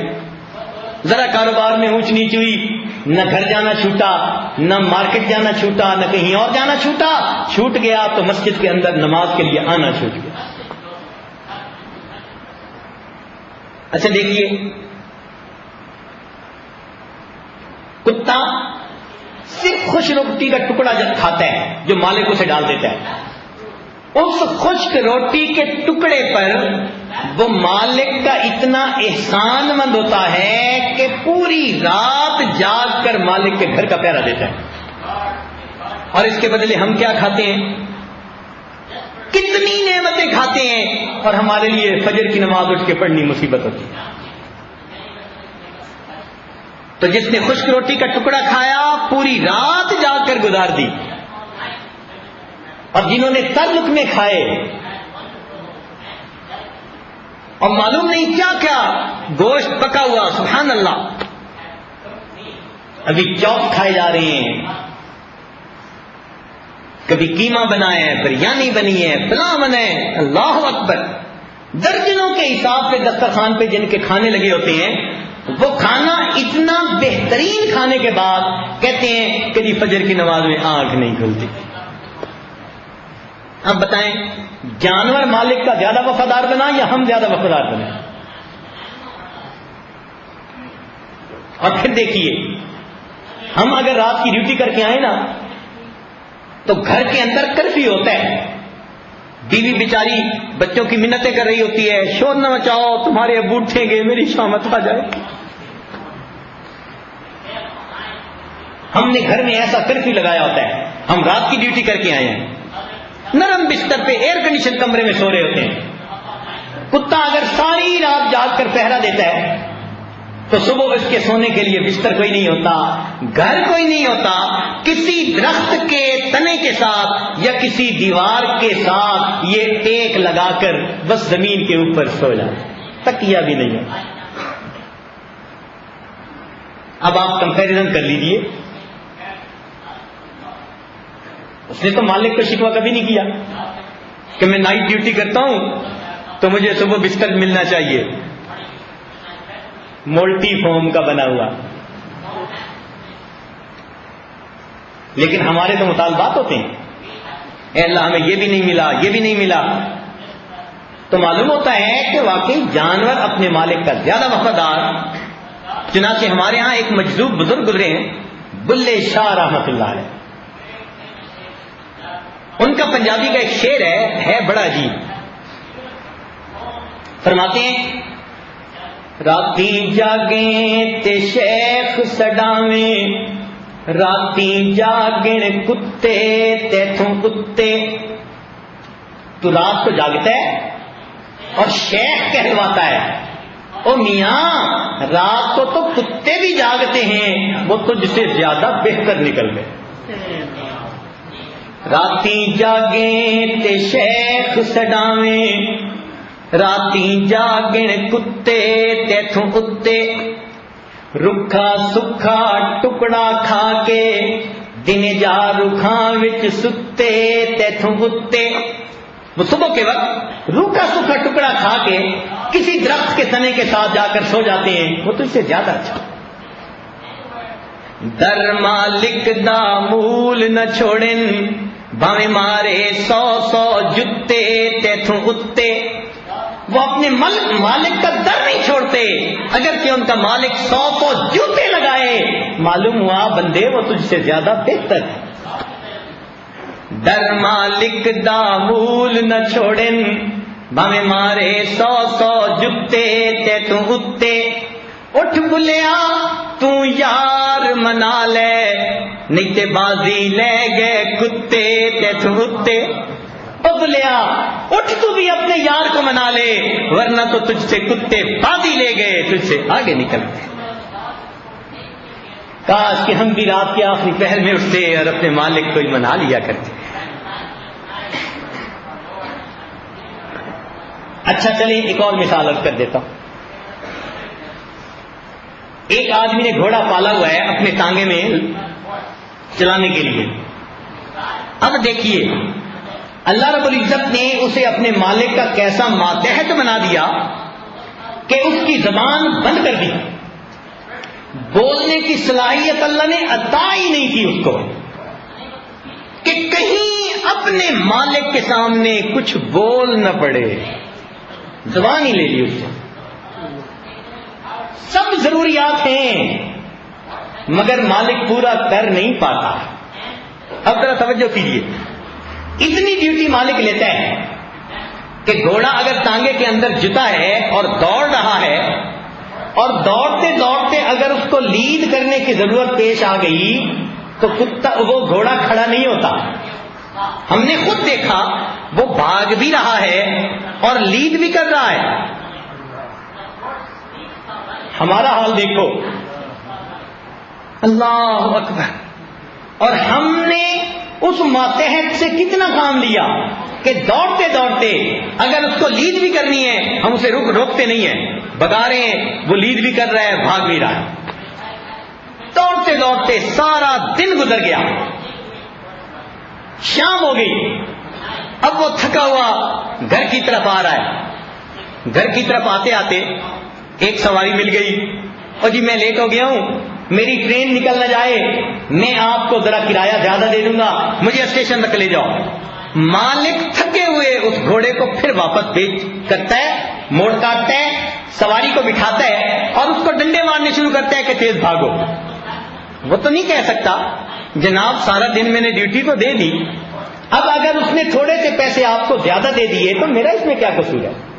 میں سارے دن کا تھکا ہوا جتنا بھاگ سکتا ہوں بھاگ رہا ہوں, مگر مالک اس کو ڈنڈے مارتا جا رہا ہے اور بھاگ اور بھاگ. تھکا ہوا ہے, ڈنڈے بھی کھا رہا ہے, پھر اس کے اوپر مجبور ہے, اپنے مالک کو کچھ نہیں کہہ سکتا. اب اس کے پانی پینے کا وقت تھا مگر مالک نے اس کو پانی بھی نہیں پلایا. جہاں جا کے اس نے اسٹیشن پہ روکا ہم نے دیکھا کہ مالک تو مسافر کو اتارنے پیسے لینے میں مشغول, اور گھوڑے نے قریب گندی نالی میں سے جو پانی چل رہا ہوتا ہے وہ اسی میں منہ ڈال کے اس کو پینا شروع کر دیتا ہے. گندی نالی کا پانی ہم نے گھوڑے کو پیتے دیکھا. وہ یہ نہیں کہہ سکتا تو میرے مالک تو نے مجھے اتنا نظر انداز کر دیا, مجھے پانی بھی نہیں تو ڈال دیتا. وہ جب گندا پانی پی رہا ہوتا ہے تب اس کا مالک دیکھتا ہے تو یاد آتا ہے اوہو میں نے تو آج اس کو پانی نہیں پلایا. تب مالک اس کے سامنے بالٹی پانی کی لا کر ڈال دیتا ہے. پھر اس کو لے کے گھر آتا ہے. گھر آیا, بیوی نے بتایا وہ جی گھاس لانے والا جو بندہ تھا نا جو روزانہ 25 کلو گھاس لاتا تھا آج وہ 15 کلو لایا ہے, کہتے ہیں کوئی وجہ بن گئی. اب مالک کہتے ہیں چلو کوئی بات نہیں, جتنا گھاس ہے اتنا ہی ڈال دیتے. اس گھوڑے کی ایک خوراک تھی جو اسے روز ملتی تھی, ڈیوٹی بھی ڈبل لی. جب کھلانے کا وقت آیا تو یہ آرام سے 25 کلو کی بجائے 15 کلو ڈال دیتا ہے اور مطمئن ہو جاتا ہے کہ کوئی فرق نہیں پڑتا. وہ گھوڑا نہیں کہہ سکتا جناب کام میں تو کمی کوئی نہ کی اور میری غذا میں کمی آپ نے آرام سے کر دی. مالک سوچتا ہے اس کو ذرا یہی میں رکھتا ہوں, اندر جاتا ہوں, پھر آ کے میں اس کو کمرے میں باندھوں گا. اب مالک اندر گیا, سردی کا موسم تھا, لحاف میں جیسے گھسا اسے نیند آ گئی. اب مالک اپنی بیوی کے ساتھ لحاف کے اندر آرام کر رہا ہے اور مالک بھول گیا ٹھنڈی ہوا باہر چل رہی ہے اور گھوڑا صحن میں بندھا ہوا ہے. اب اس کو نیند نہیں ہے گھوڑے کو, وہ ٹھنڈی ہوا کے تھپیڑے کھا رہا ہے, وہ بیٹھ نہیں سکتا, وہ اٹھ نہیں سکتا. ساری رات وہ بے آرامی میں گزار دیتا ہے اس یخ موسم میں, ٹھنڈے موسم میں. صبح جب مالک آتا ہے تو مالک کو میڈیکل لیو تو اپلائی نہیں نہ کر سکتا کہ جناب رات میری نیند پوری نہیں ہوئی, میں رات سو ہی نہیں سکا, مجھے آرام نہیں ملا, میں آج کام پہ نہیں جا سکتا. مالک کہتے اوہو میں تو رات اس کو کمرے میں باندھ نہ سکا، پھر اس کو وہ دوبارہ گھوڑے میں ٹانگے میں باندھتا ہے اور پھر اس کو ڈیوٹی پہ لے کے چل پڑتا ہے۔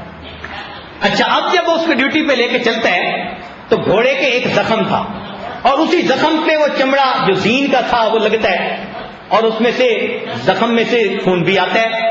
مالک نہیں خیال کرتا، گھوڑے کو اتنی اجازت نہیں اپنے مالک کو یاد دلا سکے جناب پرانا زخم ہے اور آج اس چمڑے کے لگنے سے زخم پھر تازہ ہو رہا ہے اور آپ مجھے ڈنڈے پہ ڈنڈے مارے جا رہے ہیں۔ اب سوچے تو صحیح نا، میرا میڈیکل ٹریٹمنٹ ہی کروا دیتے۔ گھوڑا اپنے مالک کو یہ نہیں کہہ سکتا۔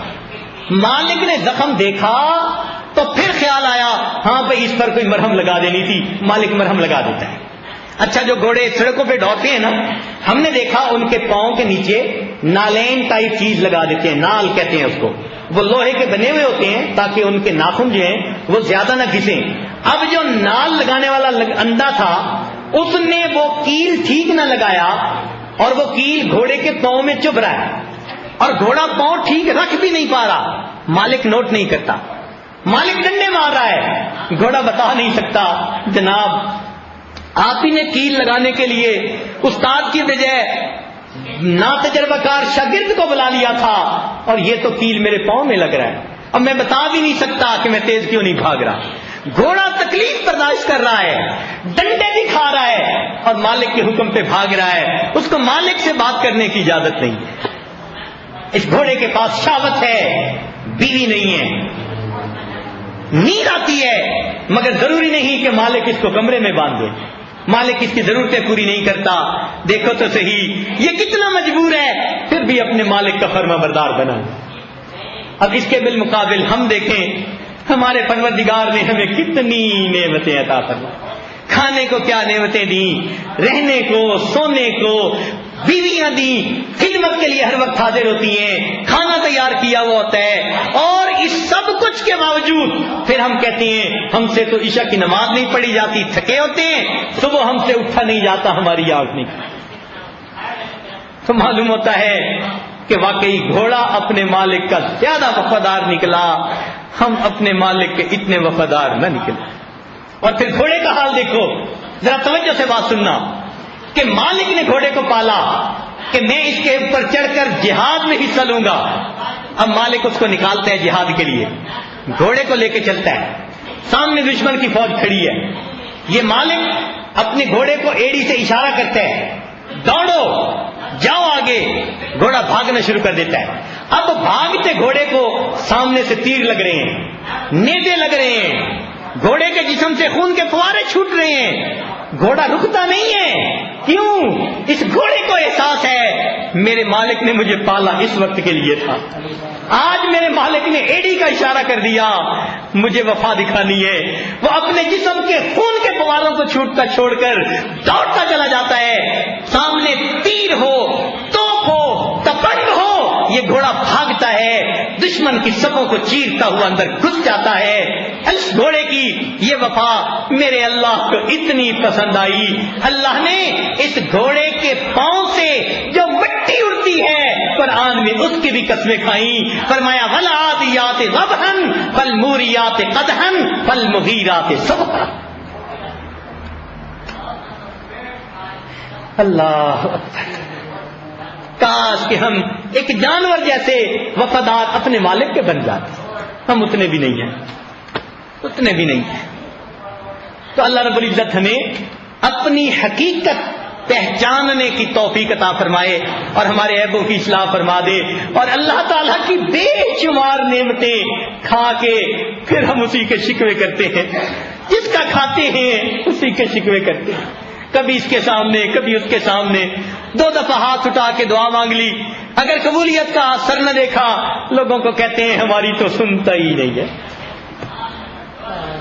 واہ میرے اللہ، یہ آپ ہی کا حلم ہے کہ اتنا کچھ دینے کے بعد ہم ایسے ایسے گناہ کر لیتے ہیں، مولا آپ پھر بھی عذاب کو روکے رکھتے ہیں، یہ آپ ہی کا حلم ہے واقعی۔ اللہ رب العزت ہمیں اپنی اصلاح کی توفیق عطا فرمائے اور اللہ تعالی ہمیں انسان کامل بننے کی توفیق عطا فرمائے۔ وآخر دعوانا ان الحمد للہ رب العالمین۔ مراقبہ کر لیجیے۔ جتا مرشد سبق پڑھا فقیرا مٹ مٹ کے مٹ جا، جتا مرشد سبق پڑھا فقیرا مٹ مٹ کے مٹ جا، اس مٹنے نو سمجھ نہ مٹنا، اس تو بھی مٹ جا فقیرا مٹ مٹ کے مٹ جا، جے تو سمجھیا میں ہاں مٹیا، اجے بھی نہیں تو مٹیا، راہ تے بھیدی راہ وچ تینوں اچا کر کر لٹیا، چھٹا پہ گئیاں دودھ وچ تیرے، دودھ تیرا ہے پھٹیا، اجے بھی ویلے در مرشد دے، آ کے ٹھیک کرا فقیرا مٹ مٹ کے مٹ جا، جتا مرشد سبق پڑھا فقیرا مٹ مٹ کے مٹ جا، تو بن مسلک بیر دا بوٹا، لوکی چڑھ چڑھ دیوین جھوٹا، اٹا روڑے مارن سوٹا، تو دے پھل لٹا فقیرا مٹ مٹ کے مٹ جا، رات دا جاگن اے نہ سمجھی مل گئی ہے اولیائی، رات دا جاگن اے نہ سمجھی مل گئی ہے اولیائی، رات نو کتے جاگ جاگ کے پہرا دیندے بھائی، او ایک ٹکڑے بدلے جاگن تو لکھ نعمت کھائی، کتے تیتھوں لے گئے بازی، منہ گرے باں پا فقیرا مٹ مٹ کے مٹ جا، جتا مرشد سبق پڑھا فقیرا مٹ مٹ کے مٹ جا، گند دا بورا تن دے اتے چنگے کپڑے پا کے، اکڑ تے مغروریاں دے وچ بیٹھو مجلس لا کے، جے کر گند او باہر آوے، لوکی مارن جتیاں چاکے، او بھلے او کیوں اوقات تو اپنی، جھوٹی ہے واہ واہ فقیرا مٹ مٹ کے مٹ جا،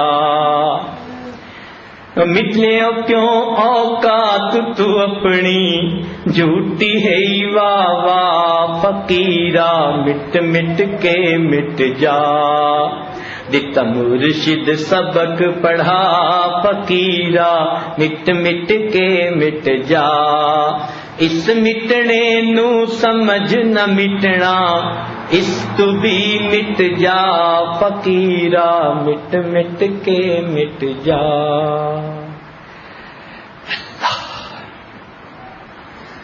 لا الہ الا اللہ محمد رسول اللہ۔ دعا کیجئے سبحان ربی العلی الوہاب اللہم صلی علی سیدنا محمد وعلی آل سیدنا محمد وبارک وسلم۔ اے مالک، ہم آپ کے آج مسکین بندے ہیں، ہمارے گناہوں کو معاف فرما، ہماری خطاؤں سے درگزر فرما۔ اے اللہ، ہم نے آپ کی نعمتوں کی بے قدریاں کی، ہمارے اس گناہ کو معاف فرما۔ اے اللہ، ہمارے اس گناہ کو معاف فرما، ہمیں نعمتوں کی قدردانی کی توفیق عطا فرما۔ اے اللہ، ہمارے حال پر رحمت کی نظر فرما۔ اللہ، ہمارے جسمانی بیماریوں کو دور فرما، روحانی بیماریوں کو دور فرما۔ میرے مولا، ہماری ناقدریوں کی وجہ سے ہمیں نعمتوں سے محروم نہ فرما۔ اے اللہ، ہم آپ کی پکڑ سے ڈرتے ہیں، میرے مولا مہربانی فرما دیجئے۔ اللہ، اپنی عطا کی ہوئی نعمتوں کو ہم سے چھین نہ لیجئے، ہم سے واپس نہ لے لیجئے۔ اللہ، ہم بے قدروں کو قدردان بنا دیجئے۔ اللہ، ہم بے قدروں کو قدردان بنا دیجئے۔ اے اللہ، آپ کو قرآن مجید میں فرمانا پڑا، ما قدر اللہ حق قدری، انہوں نے اللہ کی قدر نہیں کی جیسے کرنی چاہیے تھی۔ میرے مولا ہم نادم ہیں، شرمندہ ہیں، اللہ ہماری غلطیوں کو معاف کر دیجیے، گناہوں کو معاف کر دیجیے۔ اے اللہ ہمارے رمضان کے روزوں کو قبول کیجیے، اے اللہ تراویح کو قبول فرمائیے، قرآن پاک پڑھنے کو قبول فرمائیے، سننے کو قبول فرمائیے۔ اے اللہ رمضان کی آخری رات ہے، اے اللہ اگر مغفرت نہ ہوئی تو پھر جبریل علیہ السلام کی بددعا کے اندر ہم بھی داخل ہو جائیں گے۔ اے اللہ آج کی رات مغفرت فرما دیجیے، اے کریم آقا مغفرت فرما دیجیے، اے رحیم پروردگار مغفرت فرما دیجیے، اے حنان مغفرت فرما دیجیے، اے منان مغفرت فرما دیجیے، رب کریم رحمت فرما دیجیے، اے اللہ رحمت فرما دیجیے۔ آج کی رات ہمیں جہنم سے بری فرما دیجیے، آج کی رات کو مغفرت کی رات بنا دیجیے۔ اے اللہ دنیا کے لوگ بھی جب مزدور مزدوری کر لیتا ہے تو پھر مزدوری ادا کر دیا کرتے ہیں۔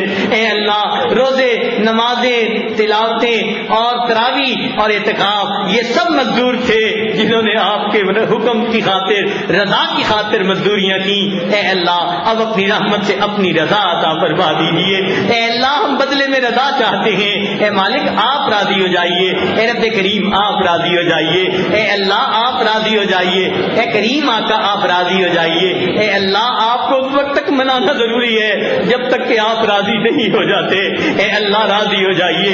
اے اللہ ہم قسم اٹھا کر کہتے ہیں کہ ہمارا پروردگار ایک ہی ہے۔ اے اللہ کوئی آپ کا شریک نہیں، ایک ہی دروازہ ہے جہاں سے ہماری جھولی میں کچھ پڑے گا۔ اے اللہ دنیا میں کوئی دوسرا دروازہ نہیں۔ اے اللہ مہربانی فرما دیجیے، اپنے دروازے سے ہمیں خالی نہ اٹھائیے، اپنے دروازے سے خالی دھکے نہ دے دیجیے۔ اے اللہ نفس اور شیطان کے حوالے نہ کر دیجیے۔ میرے مولا مہربانی فرمائیے۔ اللہم انا نسألک الجنہ ونعوذ بک من النار، اللہ ہمیں جہنم سے بچا لیجیے اور جنت کے فیصلے فرما دیجیے۔ اے اللہ دین کی محنت کے لیے قبول فرما لیجیے، ہماری قیامت تک آنے والی نسلوں کو اللہ دین کے لیے قبول فرما لیجیے۔ دین کے راستے میں جو رکاوٹیں ہیں اللہ ان کو دور فرما دیجیے۔ دین کا جہاں بھی کام ہو رہا ہے اللہ جس انداز میں بھی ہو رہا ہے اس کو شرف قبولیت عطا فرما دیجیے اور اس کے بدلے ہدایت کی ہواؤں کو عام فرما دیجیے۔ اللہ امت مسلمہ کو عزت رفتہ عطا فرما دیجیے، رب کریم رحمتوں کا معاملہ فرما دیجیے۔ اے اللہ جو مانگا وہ بھی عطا فرما، جو مانگنا چاہیے تھا ہم نہیں مانگ سکے وہ بھی عطا فرما۔ رب کریم اپنے بندوں پر مہربانی فرما دیجیے۔ اے اللہ رحمتوں کے معاملے فرما دیجیے۔ اے اللہ امیدیں لے کر آئے بیٹھے ہیں، مہربانی فرما دیجیے، امیدوں کو پورا کر دیجیے۔ اے اللہ کریم اسی کو کہتے ہیں جو سائل کی امیدوں کو پورا کر دیا کرتا ہو۔ اللہ مہربانی فرمائیے۔ اے اللہ آپ نے خود ارشاد فرمایا ادعونی استجب لکم، دعا مانگو میں تمہاری دعاؤں کو قبول کروں گا۔ اللہ آپ بھی سچے ہیں، آپ کا کلام بھی سچا ہے۔ اے اللہ ہمارے مانگنے میں کوئی کمی کوتاہی ہے تو معاف فرما دیجیے اور ہمیں اچھی بہترین دعائیں مانگنے کا اجر اور بدلہ عطا فرما دیجیے۔ اے اللہ ہمارے ظاہر کو اپنے محبوب صلی اللہ علیہ وسلم کی سنتوں سے سجا دیجیے اور اپنے من کو، ہمارے من کو اپنی معرفت کے نور سے منور فرما دیجیے۔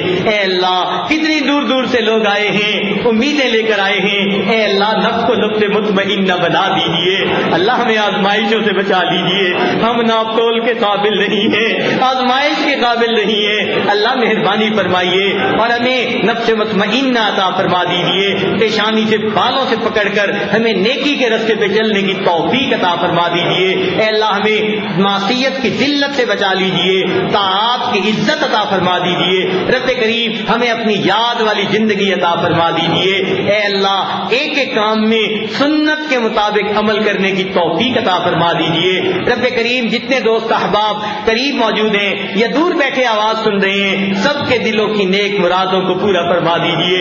اے میرے مولا کتنے لوگ ایسے تھے پچھلے رمضان میں زندہ تھے مگر اس رمضان میں دنیا سے چلے گئے، نہیں موجود، ہم بھی نہیں جانتے آئندہ رمضان کے بارے میں ہمارے مقدر میں کیا فیصلہ ہے۔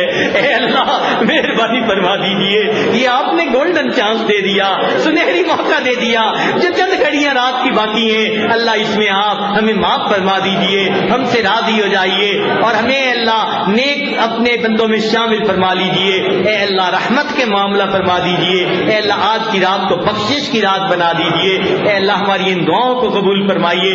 آپ کے پیارے محبوب صلی اللہ علیہ وسلم نے فرمایا پہلی رمضان سے اس رمضان تک جتنے جہنمی ٹوٹل بری ہوتے ہیں، اے اللہ آخری رات میں اتنے جہنمی اور بری کر دیے جاتے ہیں۔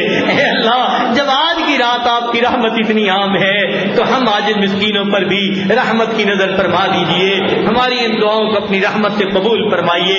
اے اللہ ہم ایسے وقت میں دنیا میں پیدا ہوئے کہ آپ کے پیارے محبوب صلی اللہ علیہ وسلم کا دیدار نہیں کر سکے۔ اے اللہ اگر ہمارے گناہوں کی وجہ سے آپ نے ہمیں آخرت میں اندھا کھڑا کر دیا تو ہم وہاں بھی دیدار نہ کر سکیں گے۔ اللہ اس دوہری محرومی سے بچا لینا، اللہ دوہری محرومی سے بچا لینا۔ ہمارا بھی جی چاہتا ہے اس چہرے کو دیکھیں جسے آپ نے والضحیٰ کہا، ان زلفوں کو دیکھیں جسے آپ نے واللیل کہا۔ اللہ جو آسمان کی طرف دیکھتے تھے آپ فرماتے تھے قد نرا تقلب وجهک فی السماء، اے محبوب ہم آپ کے چہرے کو محبت سے دیکھتے تھے۔ اللہ قیامت کے دن ان کا دیدار عطا فرما دیجیے گا، ان کے قدموں میں حاضری عطا فرمائیے گا، ان کے ہاتھوں حوض کوثر کا جام عطا فرمائیے اور جنت میں ان کی معیت عطا فرما دیجیے، ان کی شفاعت عطا فرما دیجیے۔ اے اللہ ہماری ان دعاؤں کو قبول کیجیے، اے اللہ ان کے غم کو اپنا غم بنانے کی توفیق عطا فرما دیجیے۔ اے اللہ جو دین کی محنتیں ہو رہی ہیں ان کو شرف قبولیت عطا فرما دیجیے۔ اے اللہ جو دعوت و تبلیغ کے نام پر پوری دنیا میں کام ہو رہا ہے اللہ اس کو شرف قبولیت عطا فرما دیجیے۔ جو لوگ زندگیاں لگا رہے ہیں محنتیں کر رہے ہیں اللہ ان کی محنتوں کو قبول فرمائیے اور امت مسلمہ کو عزت رفتہ عطا فرمائیے۔ اللہ مدارس عربیہ کی حفاظت فرمائیے، جہاں جہاں اللہ اللہ ہوتی ہے ان خانقاہوں کی حفاظت فرمائیے، اقامت دین کی کوششوں کی حفاظت فرمائیے۔ رب کریم ہماری ان دعاؤں کو اپنی رحمت سے قبول فرمائیے۔ ہمارے جن بھائیوں نے اے اللہ سحری اور افطاری میں خدمت کا کام انجام دیا، اے اللہ ان نوجوانوں نے رات کو تھوڑا آرام کیا مگر روزے داروں کے لیے معتکفین کے لیے اے اللہ وہ جاگتے رہے، اس جاگنے کے بدلے اللہ ان کو اپنی رضا عطا فرما دیجئے، ان سے راضی ہو جائیے اور ان کو اپنا تعلق عطا فرما دیجئے، ان کی نسلوں کو ہدایت عطا فرما دیجئے، ان نوجوانوں کو دین کی محنت کے لیے قبول کر لیجئے، اے اللہ ان کو گناہوں سے بچا لیجئے، اپنے مقبول بندوں میں شامل فرما لیجئے۔ اے اللہ جتنے بھی دوست احباب دور قریب سے آئے ہیں سب کی مغفرت فرما دیجئے اور آج اے اللہ سب کے گناہوں کو نیکیوں میں بدل دیجئے۔ اے اللہ رحمت کا معاملہ فرمائیے، ہماری ان دعاؤں کو قبول فرما لیجئے۔ رب کریم ہمیں مانگنا نہیں آتا، ہمیں بن مانگے عطا فرما دیجئے۔ آپ سے نبی صلی اللہ علیہ وسلم نے جو خیریں مانگی وہ سب خیریں ہمیں بھی نصیب فرما، جن شرور سے پناہ مانگی اللہ ہمیں ان سے پناہ عطا فرما۔ اے اللہ مسجد کے آداب میں جو ہم سے کوتاہیاں ہوئیں، جو قرآن کی تلاوت سننے میں کوتاہیاں ہوئیں، عبادت میں سستیاں ہوئیں، اے اللہ ہم معافی کے طلبگار ہیں، اے اللہ ہمیں معاف فرما دیجئے، اے اللہ معاف فرما دیجئے، اے اللہ ہمیں معاف فرما دیجئے اور کامل عبادتوں کا اجر اور ثواب عطا فرما دیجئے۔ حال ہمارا یوسف علیہ السلام کے بھائیوں والا ہے کہ غلہ پورا مانگتے تھے مگر قیمت پوری نہیں تھی، اے اللہ یوسف علیہ السلام نے تو پورا غلہ دے بھی دیا تھا اور بھائیوں کو معاف بھی کر دیا تھا۔ اللہ آپ یوسف علیہ السلام سے زیادہ کریم ہیں، آپ بھی اپنے بندوں کو معاف فرما دیجئے۔ اے اللہ امیدوں سے بڑھ کر اجر عطا فرما دیجئے، کرم کا معاملہ فرما دیجئے۔ رب کریم ہمارے ماں باپ عزیز اقارب مشائخ جو فوت ہو چکے ان کی مغفرت فرما دیجئے، جن کی آپ نے مغفرت کر دی ان کو قرب کے اعلیٰ درجات عطا فرما دیجئے۔ اللہ بار بار اپنے گھر کا دیدار عطا فرما، اپنے پیارے محبوب صلی اللہ علیہ وسلم کے در کی حاضری نصیب فرما، ہماری ان دعاؤں کو اپنی رحمت سے قبول فرما۔ صلی اللہ تعالی علی حبیبہ سیدنا محمد و آلہ و اصحابہ اجمعین برحمتک یا ارحم الراحمین۔